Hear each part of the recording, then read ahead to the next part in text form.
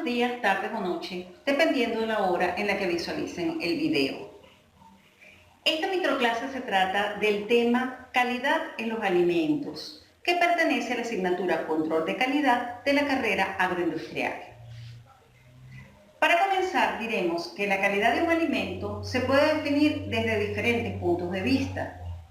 El primero de ellos es desde el punto de vista nutricional, es decir, los aportes de nutrientes que da ese alimento a la dieta del consumidor. También podemos definir la calidad desde el punto de vista de inocuidad. Se define esta como la garantía de que el producto, cuando se consume según su uso previsto, no causará daños a la salud de la persona que lo consume. También tenemos la definición de calidad desde el punto de vista funcional o de estabilidad. Esto tiene que ver con el tiempo de vida útil del alimento y también con el impacto que pueda tener el procesamiento en esos aportes nutricionales que él pueda tener. Por último, vamos a definir calidad desde el punto de vista sensorial. Este es el más complejo de estos puntos de vista. ¿Por qué? Porque convergen en él una serie de factores, una serie de atributos que deben ser vistos de forma conjunta para que de esta manera se pueda decir que el alimento lo percibe el consumidor como algo que puede usarle o no. Si queremos analizar los factores que afectan la calidad sensorial de un alimento, tenemos que comenzar por definir lo que es un atributo sensorial. Me permito leerlo. Un atributo sensorial es toda característica definida como una propiedad organoléptica del alimento y que como tal puede ser percibida por los sentidos y que en conjunto con otras características determinan el grado de aceptabilidad del producto por el consumidor y por consiguiente la calidad del mismo. Es decir, los atributos sensoriales son aquellos que en conjunto, usando los sentidos, el consumidor puede decir si ese producto tiene la calidad que desea o no. Estos atributos sensoriales o estos factores que nos van a determinar esos atributos sensoriales se pueden clasificar en atributos de apariencia, en atributos de sabor y en atributos de textura. Cuando hablamos de apariencia estamos hablando la forma en que vemos el alimento, su tamaño, su forma, su color. El color es muy importante porque nos puede decir si un alimento está fresco o no.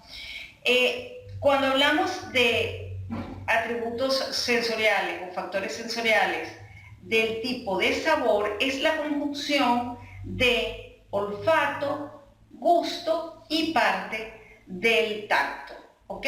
Entonces sería la respuesta fisiológica a esa conjunción de estímulos que nosotros lo asociamos con lo que sería el sabor del alimento.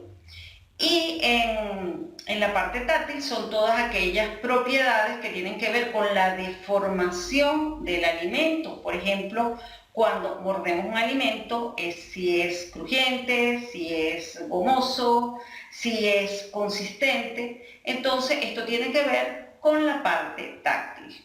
Entonces, como podemos ver, la evaluación sensorial de un alimento depende de poder analizar todos estos factores en conjunto para ver el impacto en el consumidor final.